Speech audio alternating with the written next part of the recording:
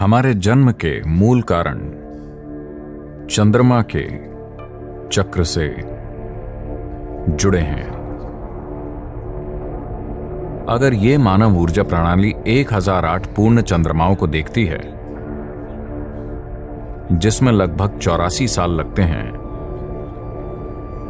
तो बहुत कम मदद के साथ आप जन्म और मृत्यु के चक्र से परे जा सकते हैं।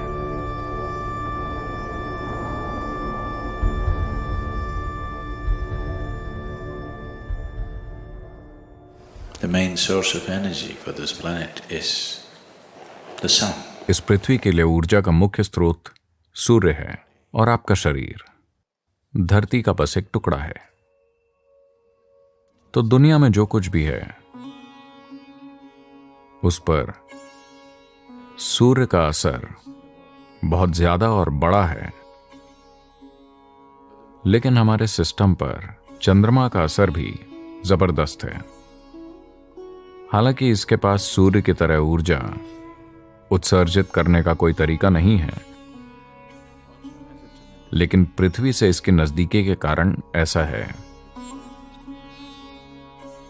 तो जब हम जीवन के तरीकों को समझना चाहते हैं, जिस तरह यह बाहर से हमारे साथ घटित हो रहा है, तो हम सूरज की ओर देखते हैं।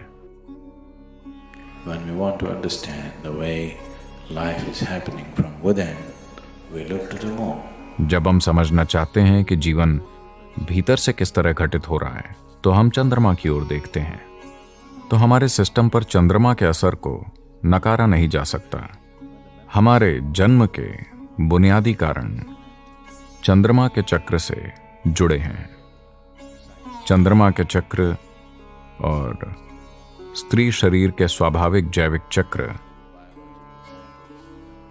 100% जुड़े हुए हैं, इसमें कोई संदेह नहीं है। तो हमारे जन्म का मूल स्रोत चंद्रमा के घूमने से जुड़ा है, क्योंकि शारीरिक रूप से हमारे जन्म और हमारे जीवन की जड़ इसी में है। कई मायनों में मैं तो कहूंगा, आमतौर पर, हमेशा नहीं, आमतौर पर महिलाएं कहीं अधिक अस्तित्वगत होती हैं, क्योंकि उनका शरीर चंद्रमा की भाषा बोलता है। समय की जानकारी रखने को हमें गलत नहीं समझना चाहिए। घड़ियों द्वारा समय की जानकारी रखना, वो कुछ नहीं जानती हैं, वो बस यंत्रवत चलती रहती हैं। लेकिन मानव शरीर एक अलग तरीके से समय को जानता है, जो यांत्रिक प्रक्रिया नहीं है। वैसे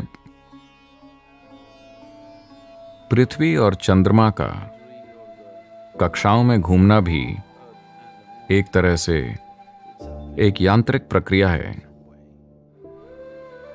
लेकिन हमारे जीवन पर इसका जो परिणाम या असर होता है, वो यांत्रिक नहीं है। ये बहुत जीवंत है। अनुभव के स्तर पर इसका असर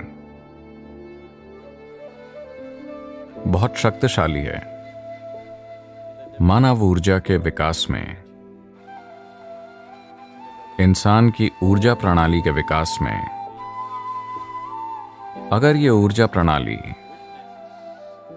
1008 पूर्ण चंद्रमाओं को देख लेती है, जिसमें लगभग 84 साल लगते हैं,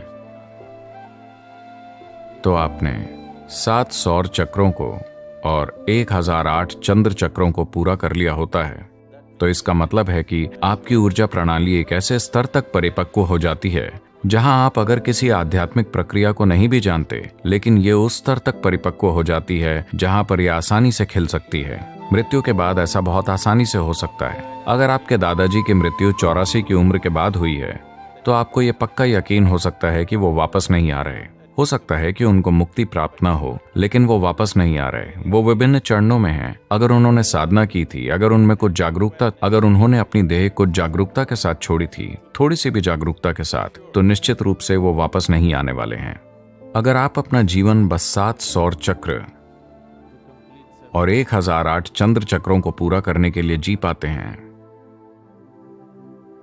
तब आप धरती के साथ एक खास बंधन को तोड़ सकते हैं।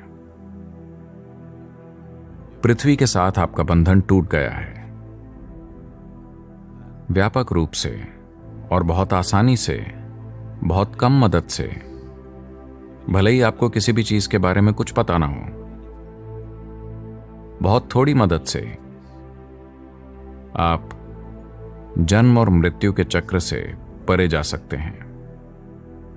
क्योंकि पृथ्वी और उसके पदार्थ के साथ आपका बंधन, जिसकी यादाश्त को आप अपने भीतर ढोते हैं और आपकी यादाश्त को जो पदार्थ में भी रहती है, उस बंधन को आप तोड़ देंगे। एक बार जब यह बंधन टूट जाता है, तब जो काम किए जाने की जरूरत है वो बहुत आसान होता है। अगर आपके घर में उस उम्र का कोई बुजुर्ग इंसान है, तो एक चीज जो आप देखेंगे कि उनके जो भी गुण या लक्षण थे, उनके बर्ताव और सामान्य व्यक्तित्व के गुणों के जो भी महत्वपूर्ण लक्षण थे, आप देखेंगे कि 83 से 85 के बीच कभी उनके ये लक्षण नाटकीय ढंग से बदल जाएंगे। मान लीजिए कोई इंसान बहुत चिड़चिड़ा था, आप देखेंगे कि 84-85 साल की उम्र के बाद अचानक वो बहुत खुश मिजाज और अच्छा इंसान बन जाता है। उसके चरित्र में कुछ बदलाव, कुछ महत्वपूर्ण परिवर्तन होंगे। Because the karmic bondage that is holding the person to a certain pattern of behavior will loosen up. क्योंकि कर्म बंधन जो उस इंसान को बर्ताव के एक खास पैटर्न में जकड़े हुए है, ढीला हो जाएगा। यही कारण है कि हम कहते हैं कि कोई इंसान अगर 84 साल की उम्र के बाद मरता है, हो सकता है कि उस मूर्ख ने कभी पूर्णिमा के चांद को देखने का आनंद नहीं लिया हो, लेकिन उसके शरीर ने इसे देखा है।